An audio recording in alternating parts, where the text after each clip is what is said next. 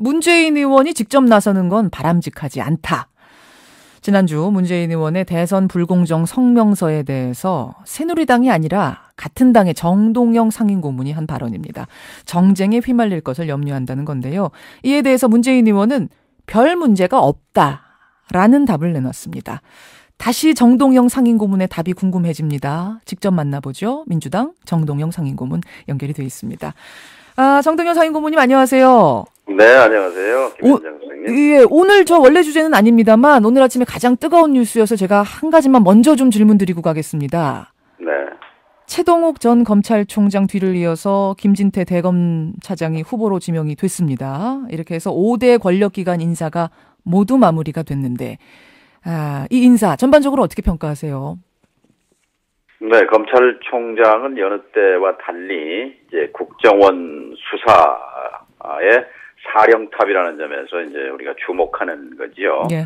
그런데 검찰총장은 어쨌든 법치의 최후의 보루 아니겠습니까? 죄 있는 자는 잡아서 벌을 주는 거고 죄 없는 자는 풀어주는 것이고 그것이 기본일 텐데 이제 새 내정자가 만일 청문회를 통과한다면 예. 바로 이 국정원 사태가 이 검찰총장 새 총장이 이 법치의 집행자인지 아닌지의 이제 심판대가 되겠지요. 네, 김진태 총장 후보자는 검찰 조직 내부에서는 수사를 잘하는 검사다, 특수통이다. 예. 그런 평판을 얻고 있는 것으로 듣고 있습니다. 예. 앞으로 좀 기대를 해보겠다 이런 말씀으로 들리네요.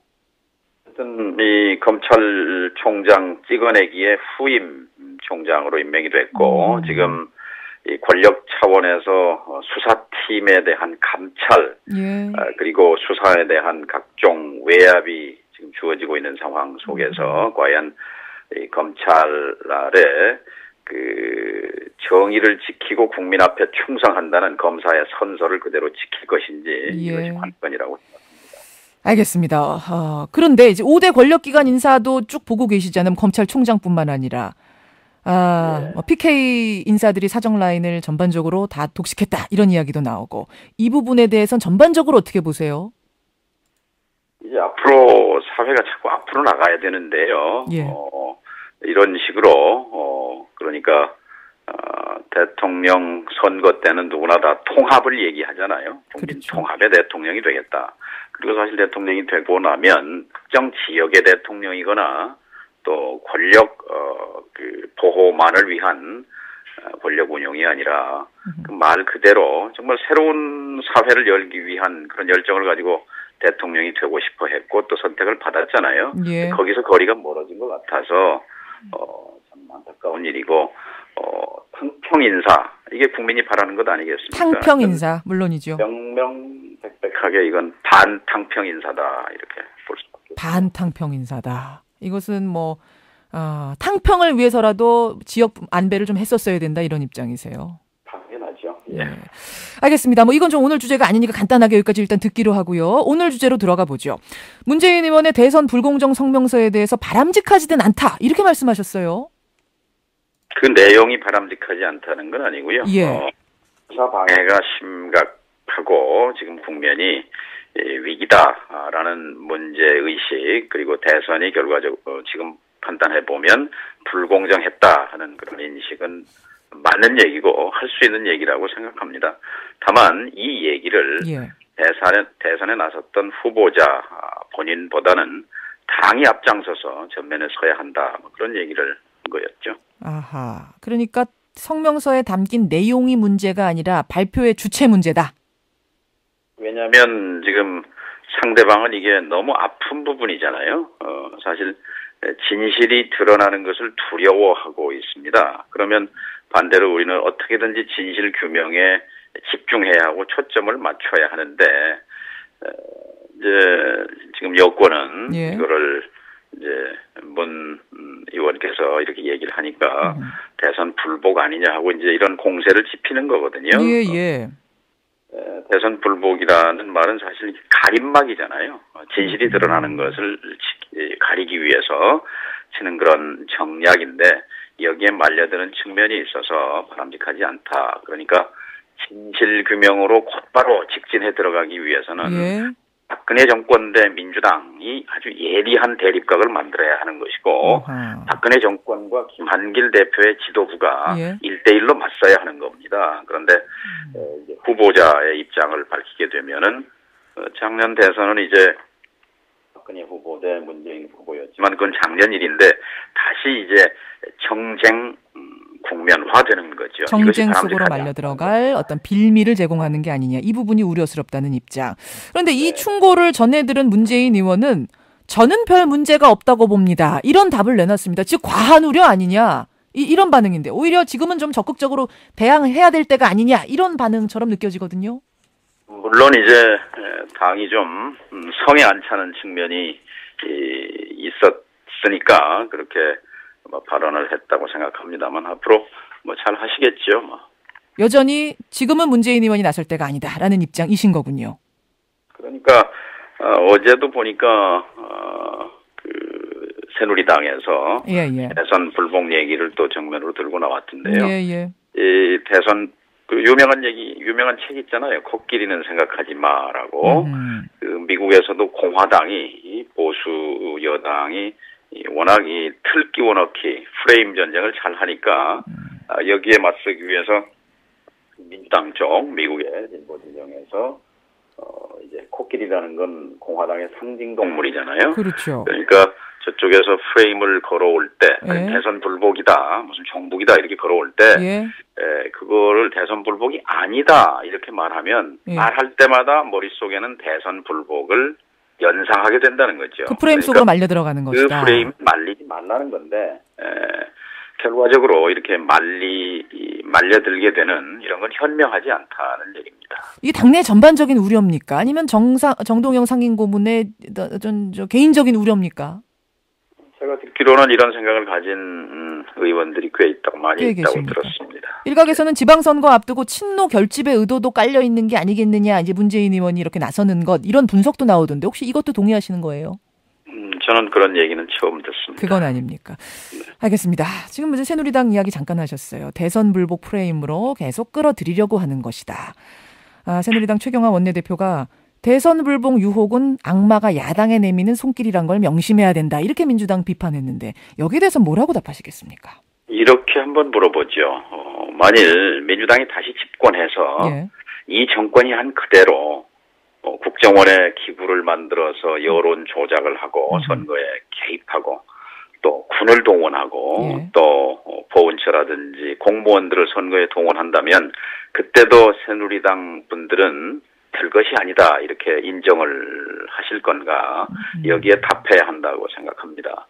그리고 이 대선 불복이니 뭐니 아무리 덮어도 아까 가림막이라고 말씀했잖아요. 저는 이 국정원 사태가 지금 우리 국민이 보기에는 벌거벗은 임금님을 보고 있는 상황이다 이렇게 생각합니다. 그게 무슨 말씀이세요? 본인들은 비단 옷을 입고 있다 이렇게 착각할지 모르지만 검찰을 장악하고 또 언론을 장악해서 국민의 눈과 귀를 가리면 하늘을 가릴 수 있다 이렇게 생각할지 모르지만 어린아이 눈에도 벌거벗은 임금님이에요. 무슨 얘기냐면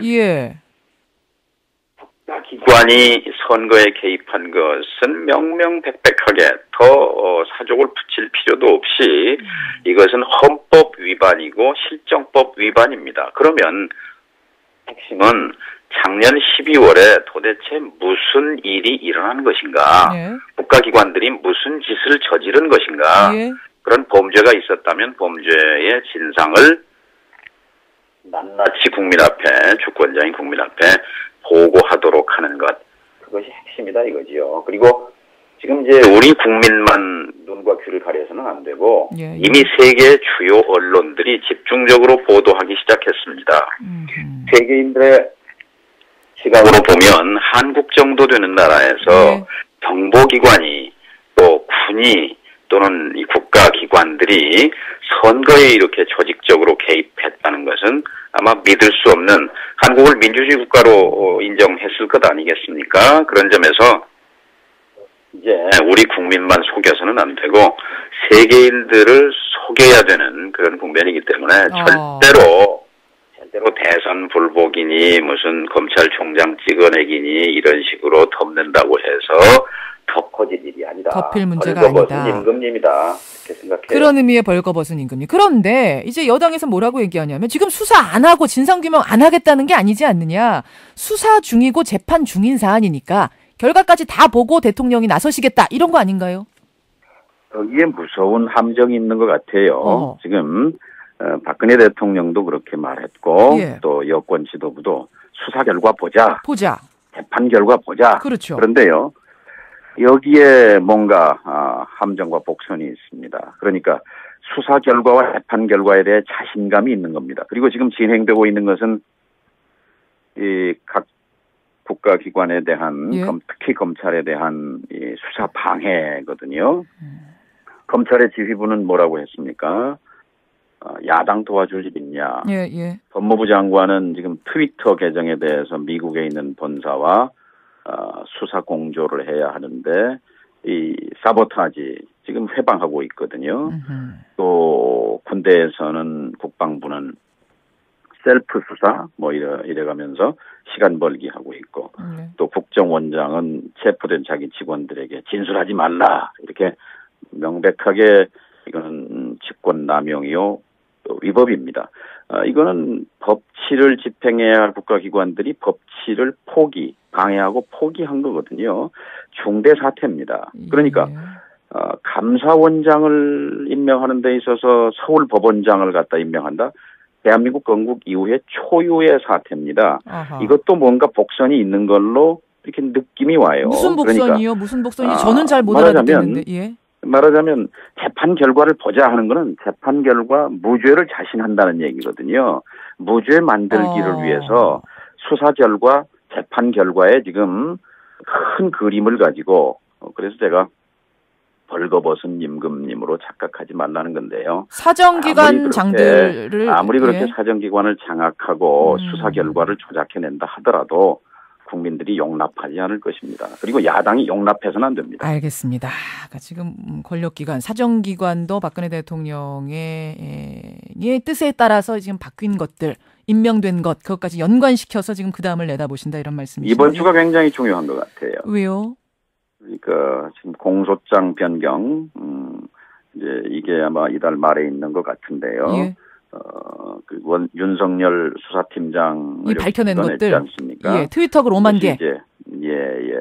이 상식으로 보면 당연히 새로 이 범죄 행위가 추가되면 공소장 변경이 이제 법원에 의해서 받아들여질 걸로 봅니다만 알겠습니다. 그러나 어쨌든 지금 수사 결과를 보자, 재판 결과를 보자 하는 것은 자기들이 쥐고 있는 권력에 의해서 뭔가 뭘 만들어내겠다 하는 그런 의지를 밝힌 것 아닌가 해서 참 걱정이 많이 되네요. 여기까지 오늘 말씀 들어야겠습니다. 정동영 상임고문님 고맙습니다. 예, 감사합니다.